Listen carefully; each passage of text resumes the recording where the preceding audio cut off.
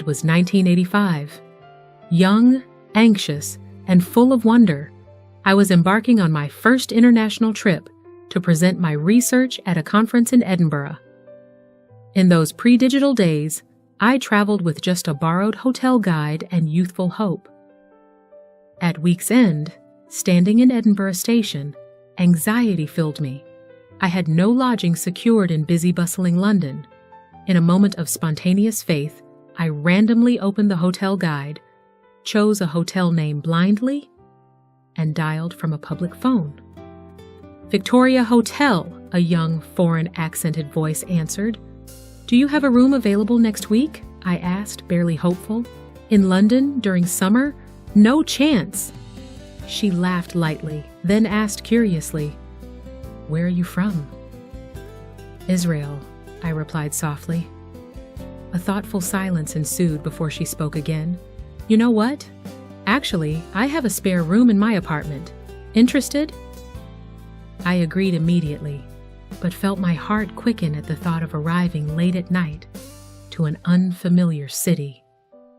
Thankfully, a friend's sister in London sheltered me warmly for the first night.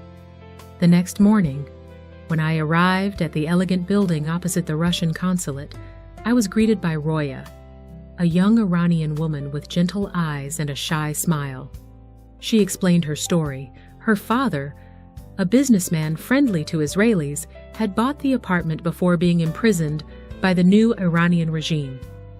"May I keep your passport?" she innocently requested. "That's impossible," I gently explained, "but let me pay you up front to reassure you."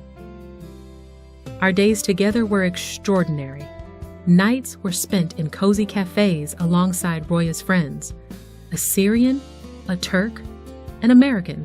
Conversations about life, fears, and dreams effortlessly dissolved national borders and political barriers, sweetened by warm tea and shared humanity. On our final day, I asked her, "Roya, weren't you scared to invite me, a complete stranger, into your home?" "Your voice was warm and reassuring," she replied with a shy smile. "I knew instantly we'd become friends." "And how did you pick me?" she wondered aloud. "Divine guidance," I whispered with a smile, echoing the words my father always spoke.